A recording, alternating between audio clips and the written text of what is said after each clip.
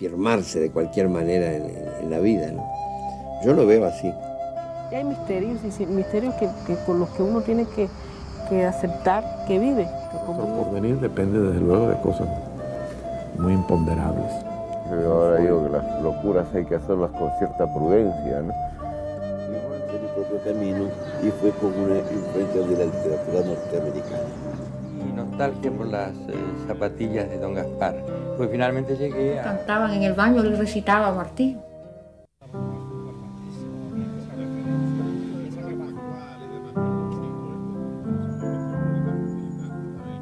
Alma mía, sola, siempre sola, sin que nadie comprenda tu sufrimiento, tu horrible padecer. En este pueblo, en esta aldea nació, porque el espíritu sopla donde quiere.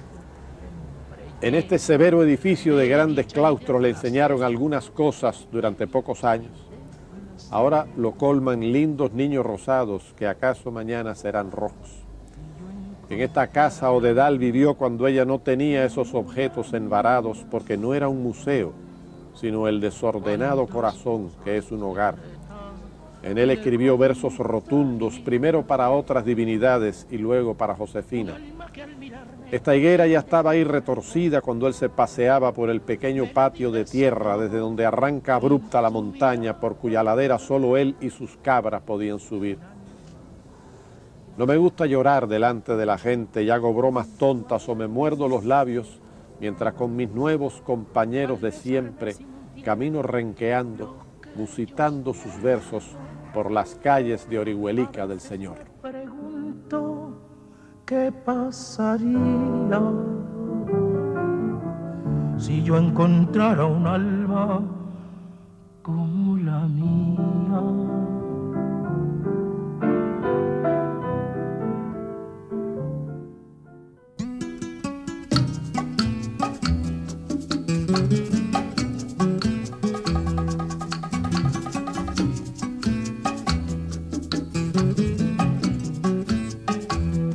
Yo canto porque el presente no es de pena ni es de llanto. Por eso es que cuando canto, canto lo que el pueblo siente. Soy del pueblo, pueblo soy, y a donde me lleve el pueblo voy.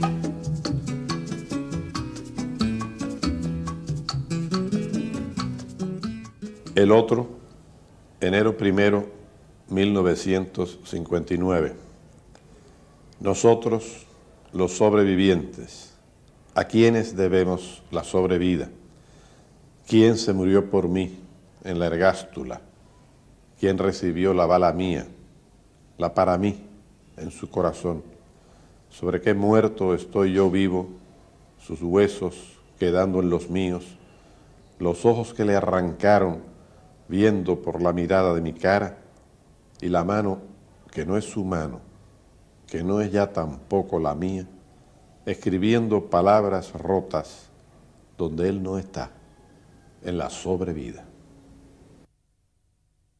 Este poema se llama El Otro, enero 1, 1959, es decir, que la fecha forma parte del título y es la fecha en que se escribió. Fue una fecha inolvidable, ¿no? Creo yo, para la casi totalidad de los cubanos. Era un día lleno de júbilo, de gran emoción y también de tristeza, pensando en todos aquellos personas, todas aquellas mujeres y aquellos hombres que no podían ver esa fecha, que habían hecho lo posible porque la fecha fuera lo que fue, pero que no habían llegado vivos a ella. Yo estaba en lo que llamamos los cubanos y los canarios, una guagua, un ómnibus, visitando amigos, visitando a mis padres en la ocasión, y de repente, como me pasa con alguna frecuencia, sentí que llegaba un poema, ¿no? Y no tenía otra manera de retenerlo, busqué un papel cualquiera y empecé a borronear los versos de lo que resultó este poema. Después, mucho tiempo después, le regalé a la Biblioteca Nacional ese ese papel con ese poema que yo pensé que era un poema totalmente íntimo, que no iba a tener ninguna repercusión, puesto que de lo que hablaba allí era de algo tremendamente íntimo. Y para mi gran sorpresa resultó el poema mío más difundido, me lo encontré traducido en incontables lenguas. Y aprendí algo, aprendí que los poemas que interesan a las demás personas son los poemas personales, son los poemas que arrancan del fondo de una vivencia del corazón.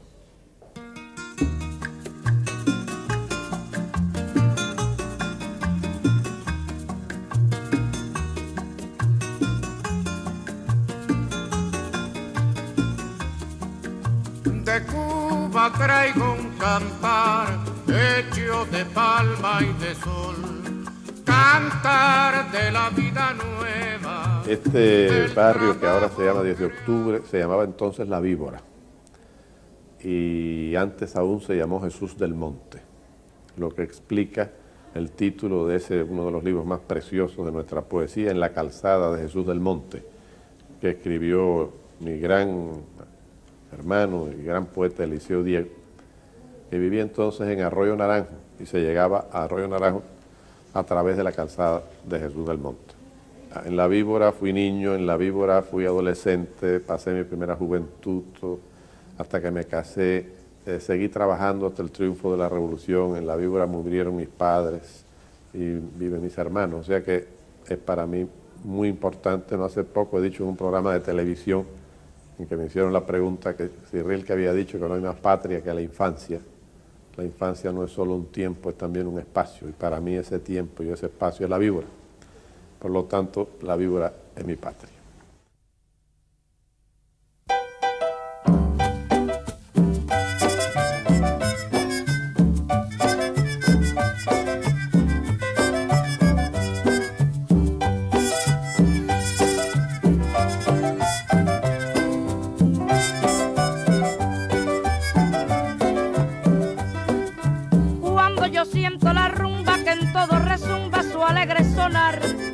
Con su tambora que llora, que canta, que azora, que invita a bailar, es que me siento por dentro extraño movimiento, quisiera saltar. Yo suelo decir que hay 3 escritores para mí muy importantes en el inicio de lo que después supe que iba a ser mi vocación literaria. Yo no lo sabía, yo no sabía ni siquiera que eso era literatura, me parecía que era la vida misma. Uno es José Martí, que es para mí una figura cardinal. Lo ha seguido siendo siempre y es bastante normal, me atrevo a decir, entre los escritores cubanos, que tenemos el privilegio de que en Cuba haya nacido esta figura mayor del idioma y del espíritu. Otro es un poeta menos conocido, pero muy entrañable para mí, que había muerto 50 años antes de que significara muchísimo para mí, mi vida. Se llamó Julián del Casal. Fue un poeta modernista por excelencia, el poeta modernista por excelencia en Cuba, amigo de Rubén Darío, de Gutiérrez Nájera, a cuya muerte Martí le dedicó una memorable página. Casal murió en 1893, cuando iba a cumplir 30 años. Y cuando yo tenía 13 años, en 1943, y era alumno de bachillerato, en unos horribles folletos de algo que se llamaba literatura segundo curso, etcétera, pero que era la preceptiva con otro nombre, aparecieron unos versos allí de Julián del Casal. Me conmovieron profundamente. Yo era un niño muy triste, un adolescente muy triste, muy desolado. Y aquellos versos me revelaron algo que quizás es uno de los secretos de la poesía, y es que el dolor puede engendrar belleza. Eran versos de un poeta joven desolado que se dirigía, sin saberlo él, a medio siglo de distancia, a un adolescente desolado. En la tercera figura, estos 2 son cubanos. El tercer nombre, en mi adolescencia, a mis 15 años, no nació en Cuba, pero para mí es no menos entrañable que los anteriores, y se llama Miguel de Unamuno. Leí Recuerdo mi religión y otros ensayos breves. Fue el primer libro que leí de Unamuno, fue para mí un impacto no menor que la lectura de Martí y la lectura de Casal. Y estas son figuras aún hoy en día para mí cardinales, ¿no? No hace mucho, una revista norteamericana, muy buena, que se llama Critical Inquirer. Me ha hecho una larguísima entrevista de las cuestiones. Me preguntan casi siempre de cuestiones políticas, porque yo soy poeta y un artista por razones obvias, como soy cubano, entonces me preguntan con frecuencia de cuestiones políticas. Y me preguntan al final si yo tenía un sentimiento trágico de la vida. Pero la pregunta estaba basada en todos los grandes traumas políticos que han ocurrido en estos años. Y yo le respondí a la persona que no tenía idea de qué pregunta me estaba haciendo, porque sí tengo un sentimiento trágico de la vida, pero no por los acontecimientos que mencionaba, sino porque me inoculó ese sentimiento trágico de la vida cuando era todavía un muchacho, Miguel de Unamuno, y del sentimiento trágico de la vida fue para mí un libro de cabecera.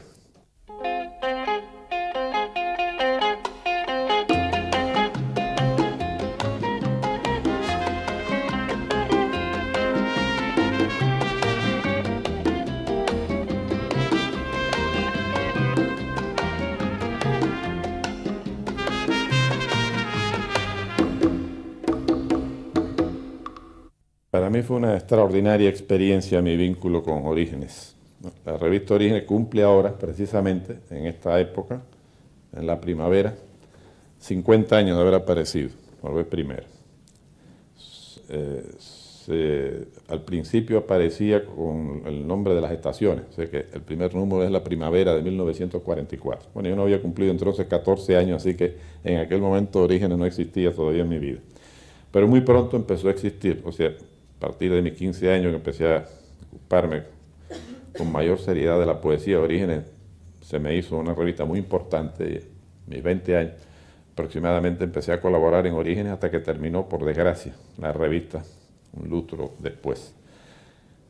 Fue una gran revista de literatura y especialmente de poesía, y en torno a ella se nuclearon figuras de varias generaciones, esencialmente las que tú has nombrado, ¿no? Es decir, Lezama, que fue la figura central, Eliseo Diego, que desgraciadamente acaba de fallecer, Cintio Vitieri, Fina García Marrús y Ángel Gastelo, que es un sacerdote muy querido, que felizmente viven todavía.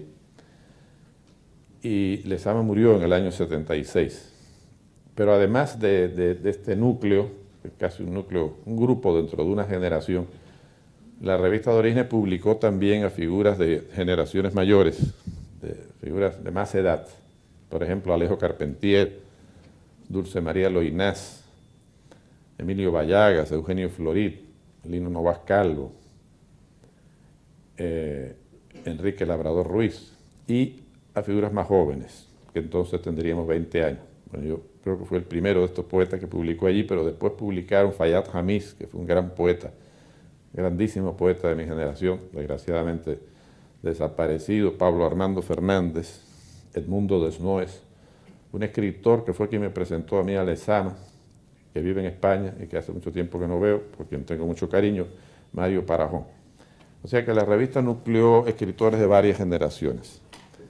Era una revista de resistencia cultural, pudiéramos decir. Aquella Cuba era una Cuba horrible, Cuba era una neocolonia norteamericana, un país muy lleno. En aquel momento La Habana era la capital de la mafia, para poner un ejemplo, ¿no? Los que han visto algunas películas como El Padrino, la segunda parte del Padrino, o Havana, la película de Sidney Pollack, han visto incluso obras cinematográficas sobre lo que era aquella Habana, la capital de la mafia, una de las ciudades más corruptas de que yo tengo noticias, y he visto centenares de ciudades en mi vida.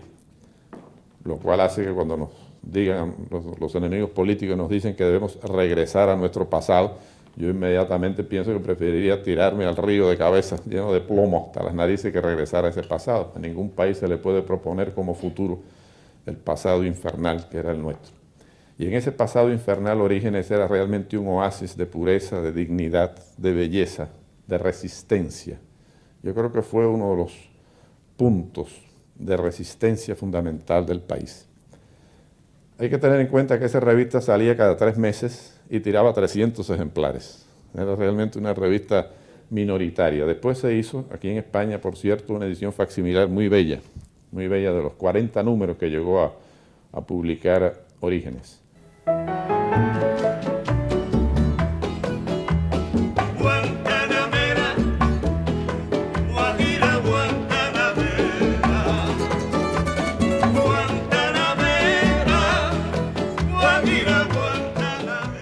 quería leer unos versos de un poema tuyo titulado Revolución Nuestra, Amor Nuestro, donde dices lo siguiente: ya sabemos del todo que eres inmortal, que eres hermosa y dura como los astros, mejor aún, como el pueblo que te ha ido haciendo y que tú has ido haciendo, revolución nuestra, amor nuestro. Hoy en día, y a pesar de los problemas que está sufriendo tu pueblo, sigue ratificando que la revolución es inmortal, hermosa y dura como los astros. Bueno, hay un libro sagrado para todos nosotros los hispánicos, que yo leo todos los años. Sobre todo leo cuando se encrespa la historia. Ahora lo leo mucho. Siempre se me llenan de lágrimas los ojos cuando llego al final de la segunda parte. Y Sancho invita a nuestro Señor de la Mancha a que sea cabrero. Y el pobre hombre que se ha vuelto cuerdo le dice: en los nidos de antaño no hay pájaros hogaños. Ustedes recuerdan ese pasaje en que el caballero de la Blanca Luna derriba a Don Quijote y con la lanza en el cuello pretende que diga que Dulcinea no es la dama más hermosa, ¿no? Y todos sabemos lo que responde Don Quijote. ¿Y por qué yo voy a responder otra cosa distinta si mi señor de la Mancha es mi señor? Yo voy a recordar un soneto que escribió un poeta cubano que no era un buen poeta, pero que escribió este soneto muy entrañable para nosotros que se llama La Más Hermosa. Él se llamó Enrique Hernández Millares. Al principio de este siglo, en que un patriota cubano perdió una discusión parlamentaria y se le quería que se le obligara a decir que Cuba era prácticamente una colonia yanqui, este poeta le escribió este poema La Más Hermosa, que dice así: que siga el caballero su camino, agravios desfaciendo con la lanza, todo noble tesón al cabo alcanza a fijar las justas leyes del destino. Cálate el roto yelmo de Mambrino y en tu rocín glorioso altivo avanza. Desoye al refranero Sancho Panza y en tu lanza confía y en tu sino. No temas la esquivez de la fortuna, si el caballero de la Blanca Luna medir sus armas con las tuyas osa y te derriba por contraria suerte, de Dulcinea en ansias de tu muerte, di que siempre será la más hermosa. Aprendimos a quererte desde la histórica altura, donde el sol de tu bravura le puso cerco a la muerte. Aquí se queda la clara, la entrañable transparencia de tu querida presencia, comandante Che Guevara. A finales de 1959, Raúl Roa, que era nuestro ministro de Relaciones Exteriores, me nombró consejero cultural en París. Y entre esa fecha, finales del 59 y principios del 60, porque a principios del 60 llegué a París, yo escribí este poema, Adiós a La Habana. Adiós a La Habana, que llevo tropezada como una casa desde el mar que la circunda y la exige, hasta los barrios y los primeros caseríos. Ciudad agrietada cada día por el sol y rehecha desde el anochecer para que la mañana la encuentre de nuevo intacta, con solo algunos papeles y muchos besos de más. Única ciudad que me es de veras, ni mejor ni peor, ni llena ni pobre, verdadera. En ella, aldea o paraíso, conocí el asombro, conocí el placer, conocí el amor, conocí la vergüenza, conocí la esperanza, conocí la amistad, conocí el hueco paciente y terrible de la muerte, conocí el esplendor cuando empezaron de nuevo un año y un pueblo. Lo otro es llenarse los bolsillos para la fiesta del regreso. Aún sin abandonarla ya se preparan las preguntas, no solo preguntas retóricas. Voy a cumplir 30 años fuera de La Habana, sino sobre todo preguntas como ¿qué haré sin la ventana abierta al cielo? ¿Qué haré sin la grieta de la pared de mi cuarto, sin los garabatos de la acera, sin los árboles de la cuadra, sin la llamada del teléfono, sin el coro de los choferes?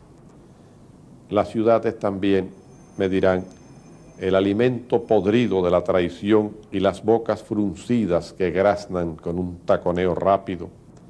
Pero esas sombras desaparecen con un solo golpe inmenso y cristalino del mar, con una voz antigua como el tiempo que se desbarata contra los arrecifes y vuela sobre la ciudad, sobre el vedado carcomido, gris, echado bajo árboles, sobre el malecón veloz de los amantes, los ilusionados pescadores y los niños, sobre las viejas fortalezas, sobre los parques atestados de héroes de piedra, sobre los muelles últimos y tenaces.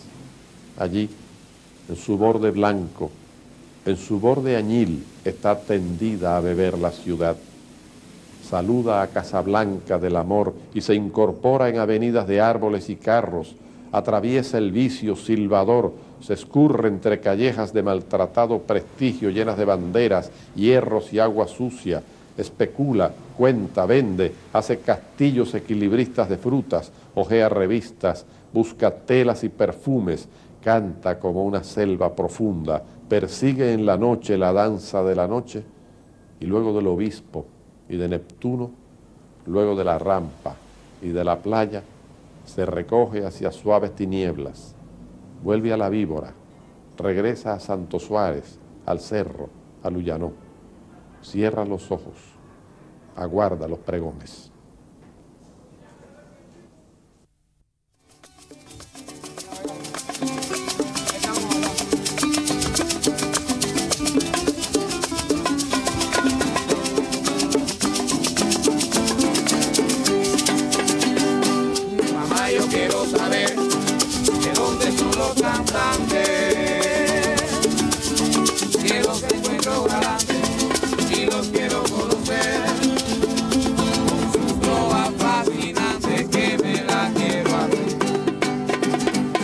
Sería bueno merecer este epitafio.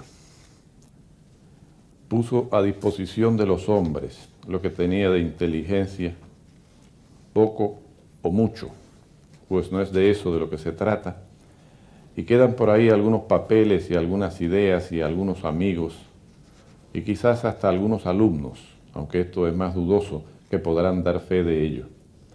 Les entregó lo que tenía de coraje, poco o mucho, pues tampoco es de eso de lo que se trata. No faltará algo o alguien que pueda verificarlo. Se sabe que deploró de veras no haber estado la madrugada de aquel 26 entre los atacantes al cuartel, no haber venido en aquel yate, no haberse alzado en la montaña, no haber sido, en fin, de los elegidos. Pero, como se ve, espero que el epitafio pueda llevar esta oración sin forzar la realidad. Hizo su parte, llegado el momento. Se sabe también que lamentó no haber escrito Nuestra América, Trilce, el 18 Brumario, para qué hablar del Capital, aunque tú, lector, recuerdas probablemente, sobre este adverbio no debe insistirse mucho, aquella página.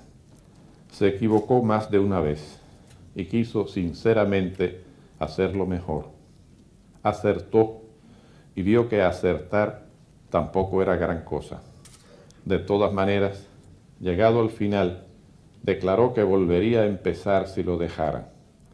De él, en vida, se dijo bien y mal, y con los años, esos en los que todo se va borrando y confundiendo, no faltará quien lo mencione de modo que lo hubiera complacido, mezclando su nombre con otros nombres, bajo el epígrafe Revolución. Se ruega a los obituaristas vocativos de siempre simplificar lo más posible estas sugerencias y, por favor, no precipitarse.